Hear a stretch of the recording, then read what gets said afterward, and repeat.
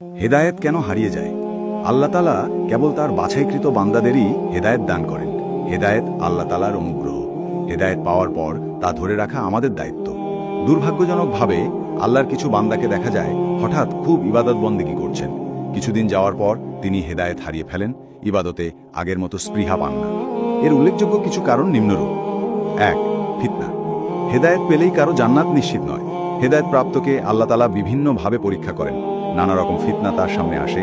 এর মধ্যে সবচেয়ে বেশি ফিতনা হলো বিপরীত লিঙ্গের ফিতনা। এসব ফিতনা থেকে বাঁচতে চোখের হিফাজত করা ও ফিতনায় পড়লে আল্লাহ দেওয়া শিক্ষার অনুযায়ী আচরণ করা জরুরি। ২.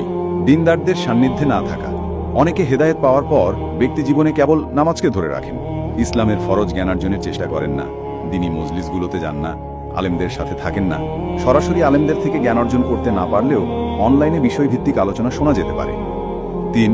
সঠিক পদ্ধতিতে জ্ঞান অর্জন না করা।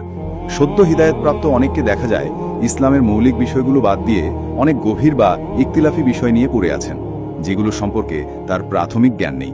কেউ হয়তো নাস্তিকদের সাথে তর্কে জড়াচ্ছে, কেউ বা শিয়ার আফেজিদের নিয়ে পড়াশোনা করে বিভ্রান্ত হচ্ছে। অথচ প্রত্যেকের জন্য জরুরি হলো দ্বীনের মৌলিক বিষয় যেমন ঈমান, আকীদা, সালাত, পবিত্রতা, কোরআন, হাদিস, আখলাক ইত্যাদি বিষয়ে জ্ঞান অর্জন করা। ৪. অহংকার করা। অনেকেই হেদায়েত পেয়ে অহংকারী হয়ে ওঠেন, অন্য মুসলিম ভাইবোনকে তুচ্ছ-তাচ্ছিল্য করেন, পোশাক, চলাফেরা, গুনাহ কিংবা ইবাদতের দৈন্যতা নিয়ে তাদের সমালোচনা করেন, খাটো চোখে দেখেন, জাহান্নামী বলে কটাক্ষ করেন। কে হাফ প্যান্ট পরে মসজিদে এলো, কে কানে দুল পরে মসজিদে এলো, কার হিজাব পরিপূর্ণ না ইত্যাদি দোষ ত্রুটি ধরা শুরু করেন। এতেও হেদায়েত হারিয়ে যায়। ৫. দুয়া না করা।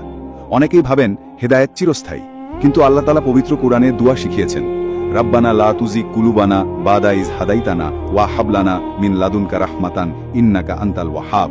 অর্থ, হে আমাদের প্রতিপালক, হেদায়েত দেওয়ার পর আমাদের অন্তরকে পুনরায় বাঁকা করে দেবেন না এবং আমাদেরকে আপনার পক্ষ থেকে রহমত দান করুন, নিশ্চয়ই আপনি মহাদাতা।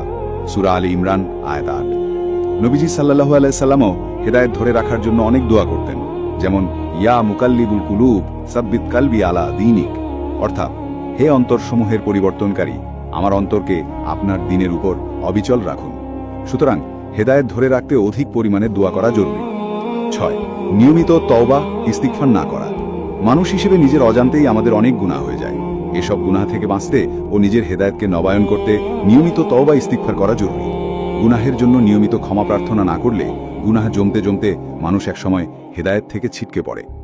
হারিকেনের মৃদু আলোককে যেমন বাতাস থেকে রক্ষা করতে হয়, চিমনির ভিতর অনেক যত্নে আগলে রাখতে হয়, তেমনি হেদায়েত ধরে রাখতেও এর যত্ন ও পরিচর্যা করা জরুরি।